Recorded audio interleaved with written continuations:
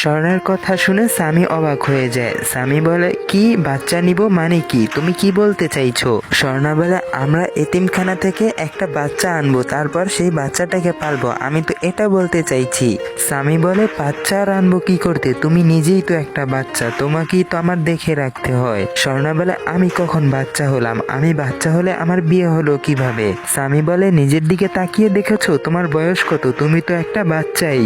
স্বর্ণা বলে, বয়সের কথা বলবেন না, বয়সের কথা বলতে গেলে আপনি আমার থেকে মাত্র 4 বছরের বড়, তাহলে তো আপনিও একটা বাচ্চা। স্বামী বলে, আমি বাচ্চা হলাম কিভাবে? 4 বছরের বড় আমি তোমার থেকে। স্বর্ণা বলে, 4 বছরের বড় তো কি হয়েছে, তাহলে আমি যদি বাচ্চা হই তাহলে আপনিও তো একটা বাচ্চা। স্বামী বলে, আচ্ছা ঠিক আছে, আমিও একটা বাচ্চা, কিন্তু আমরা দুজন বাচ্চা মিলে আর একটা বাচ্চাকে কিভাবে সামলাবো? তখন স্বর্ণা বলে, সুমিতা আপুর নাকি 14 বছর বয়সে বাচ্চা হয়েছিল, আর উনি সেই বাচ্চাকে বড়ও করেছে, তাহলে আমরা কেন পারবো না? স্বামী বলে, আমরা দুজনেই ছোট, আর ওনাদের মধ্যে দুজনের একজন বড় ছিল।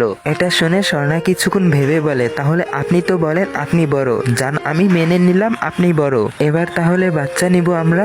স্বামী বলে, না তুমি না বলেছো আমি ছোট, তাহলে আমরা কিভাবে বাচ্চা নিব? স্বর্ণা বলে, না এখন বলছি আপনি বড় হয়ে গেছেন, আমরা বাচ্চা নিব। স্বামী বলে, না আমিও একটা বাচ্চা, তাহলে আমরা বাচ্চা কিভাবে নিব? চুপ করো তুমি। স্বর্ণা বলে, আমাকে যতক্ষণ আপনি বাচ্চা না এনে দিবেন ততক্ষণ আমি আপনার সাথে কথা বলবো না। এটা বলেই স্বর্ণা বেডের এক কোণে গিয়ে শুয়ে পড়ে। তখন স্বামী মনে মনে বলে, যাক আজকে রাতের মতো তো ব্যবস্থা হয়ে গেছে, আর বাকিটা কালকে সকালে উঠে বুঝে নিব।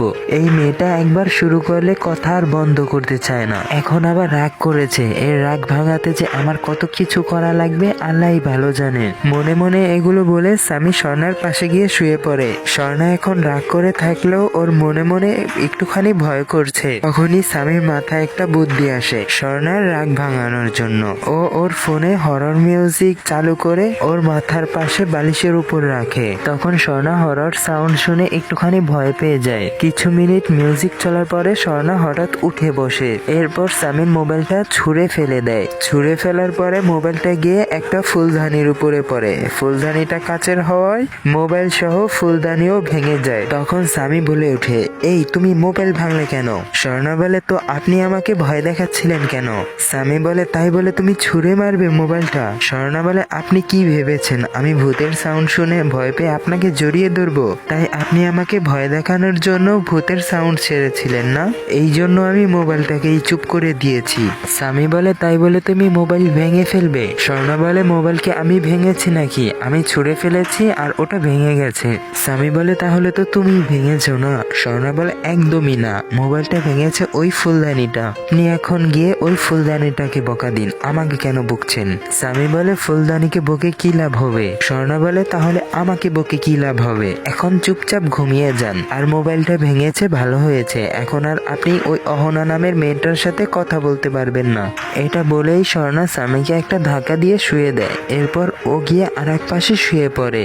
এরপর ওরা দুজনেই ঘুমিয়ে যায়। হঠাৎ মাঝরাতে স্বর্ণা চিল্লিয়ে ওঠে।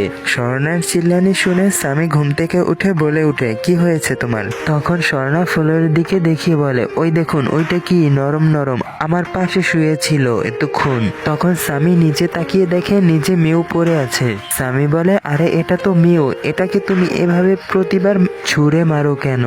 তখন স্বর্ণা বলে, এই মিউটা আবার এখানে কিভাবে আসলো? এটা তো বরিশাল ছিল। স্বামী বলে, দেখো না বরিশাল থেকে ভাবি এসেছে আর ভাই এসেছে, তখনই নিয়ে এসেছে এটাকে। স্বর্ণা বলে, ও আচ্ছা। এরপর স্বামী গিয়ে মিউকে কোলে করে এনে ওর পাশে শুয়ে দেয়। মিউকে কোলে করে এনে শোয়াতে দেখে স্বর্ণা মনে মনে বলে, আমি পাশে শুয়ে আছি, উনি আমাকে একবার ধরেও নি, আর এই মিউকে কোলে করে নিয়ে ঘুমাচ্ছে, কিরকম মানুষ উনি? স্বর্ণা এইসব মনে মনে ভেবে শুয়ে পড়ে। শোয়ার কিছুক্ষণ পরে স্বর্ণা স্বামীর গা ঘেঁষে এসে শুয়ে পড়ে। পরের দিন সকালে স্বামী স্বর্ণাকে ডেকে উঠায়। এরপর ওরা দুজনে ফজরের নামাজ পড়ার পরে স্বামী এসে বিছনায় শুয়ে পড়ে। স্বামীকে শুতে দেখে স্বর্ণা বাইরে যেতে নেবে, তখনই স্বামী বলে উঠে, কোথায় যাচ্ছ? স্বর্ণা বলে, বাইরে যাচ্ছি। স্বামী বলে, চুপচাপ এখন আমার পাশে এসে শুয়ে পড়ো। স্বর্ণা বলে, এখন তো সকাল হয়ে গেছে, এখন তো আবার শুতে হবে কেন? স্বামী বলে, এখন মাত্র ফজর ফজর নামাজ পড়েছি আমরা, এখন কেউ ওঠেনি, তাই এখন চুপচাপ এসে শুয়ে পড়ো। স্বর্ণা বলে কেউ ওঠেনি তো কি হয়েছে, আমি সবাইকে উঠিয়ে দেব। এটা শুনে সামি স্বর্ণাকে একটা ধমক দিয়ে বলে, তোমাকে শুতে বলেছি না, এসে তুমি আমার পাশে এসে শুয়ে পড়ো। এটা শুনে স্বর্ণা মনে মনে বলে, মনে হয় জন্ম হওয়ার পরেই মুখে মরিচের গুঁড়া দিয়েছিল, তাই এরকম সবসময় ধমক দিয়ে কথা বলে। স্বর্ণাকে দাঁড়িয়ে থাকতে দেখে সামি বলে, কি হলো এখনো দাঁড়িয়ে আছো কেন, এসে শুয়ে পড়ো। সামির আমার ডাক শুনে স্বর্ণা এসে সামির পাশে শুয়ে পড়ে। স্বর্ণা শোয়ার সাথে সাথেই সামি বলে, আচ্ছা চলো আমরা বাইরে গিয়ে হেঁটে আসি। তখন স্বর্ণা বলে, চলুন তাহলে আমরা গিয়ে বাইরে হেঁটে আসি, সকাল সকাল হাঁটাচলা করা এটা স্বাস্থ্যের জন্য উপকারী। সামি বলে, আচ্ছা ঠিক আছে তাহলে চলো। শীতের সকালে চারিদিকে কুয়াশা আর শিশির ভেজা ঘাসের মাঝে হাঁটছে এখন ওরা দুজন। ইস ভাই সত্যি কথা, আমি যেদিন বিয়ে করুম না এই অনুভূতিটা আমিও লমু। যাই হোক গল্পে ফিরে আসি। ঘাসের ভিতরে হাঁটতে হাঁটতে স্বর্ণা বলে, এখন জুতা খুলে হাঁটবো। সামি বলে, আচ্ছা ঠিক আছে তাহলে খোলো। এরপর স্বর্ণা আর সামি দুজনেই জুতা খুলে হাঁটা শুরু করে। কিছুক্ষণ হাঁটার পরেই স্বর্ণা বলে, আমার পা। সামি বলে, কি হয়েছে তোমার পায়ে দেখি। তখন স্বর্ণার পা ধরে দেখে একটা শামুকে বেজে স্বর্ণার পা কেটে গেছে অনেকখানি, আর রক্তও বেরোচ্ছে কিছুটা। তখন স্বামী বলে, তুমি দেখে হাঁটবে না। স্বর্ণা বলে, আমি তো দেখেই হাঁটছিলাম, কিন্তু আমি এই শামুকটা দেখতে পাইনি। স্বামী বলে, এখন তে বাড়িতে চলো। স্বর্ণা বলে, না এখন যাব না। স্বামী বলে, এই কাটা পা নিয়েও কি তোমার ঘোরার ইচ্ছা আছে।